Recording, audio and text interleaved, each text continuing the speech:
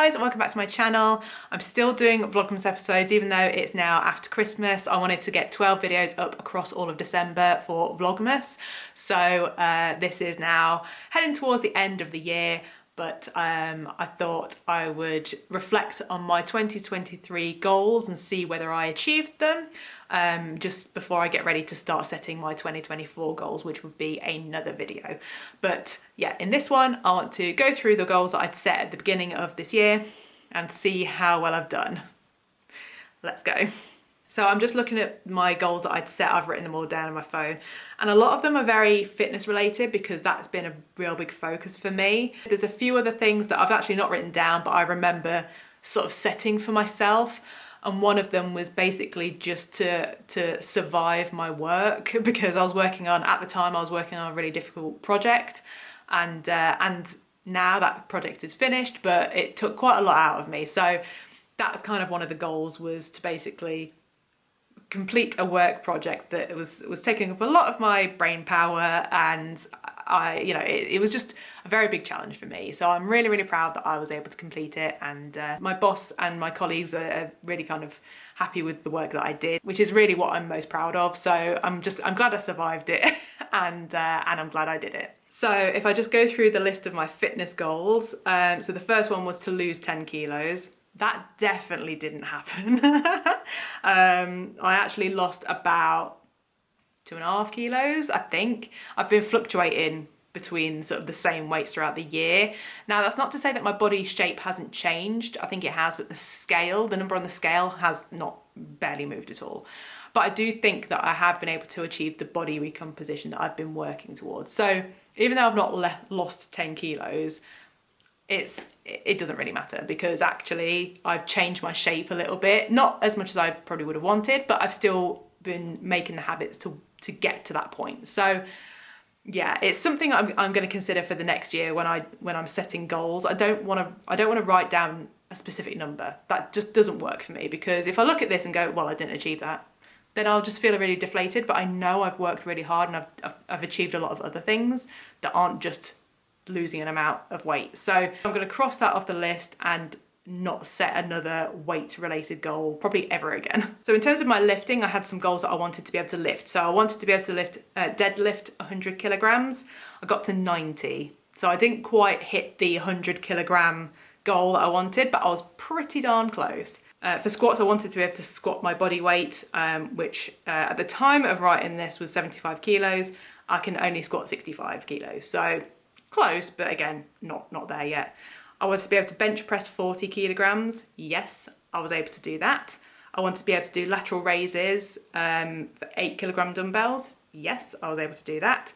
Military press, like the overhead press with the barbell. I wanted to be able to lift at 25 kilograms. And yes, I was able to do that.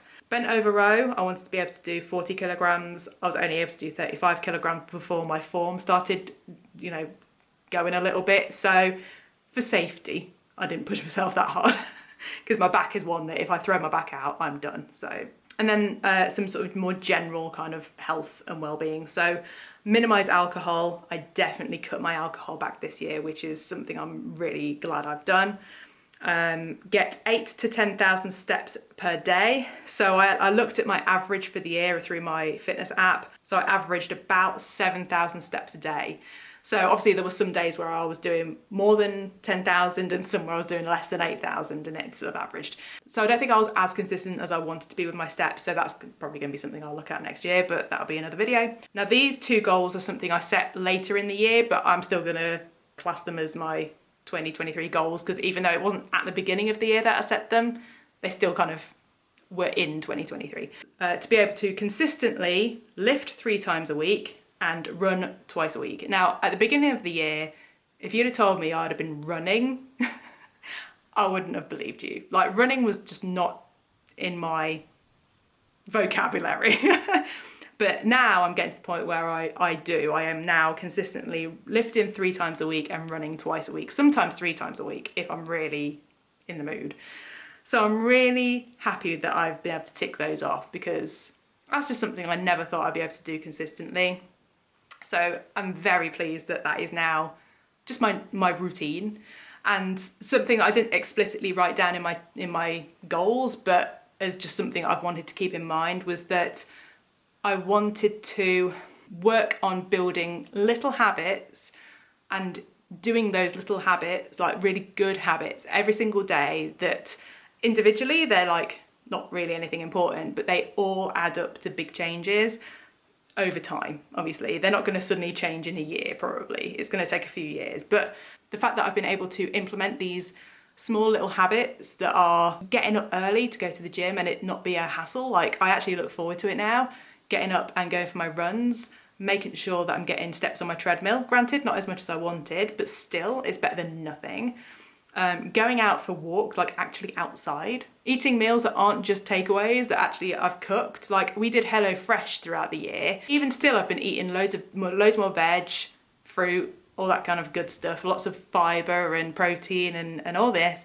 So I'm really pleased that I've been working on my nutrition as well. So overall, it's been kind of like a 50-50 split. There's some things that I didn't hit and there's some things that I did. But overall, I think I did pretty well. I haven't had the best health recently. As you can see, my skin has been flaring.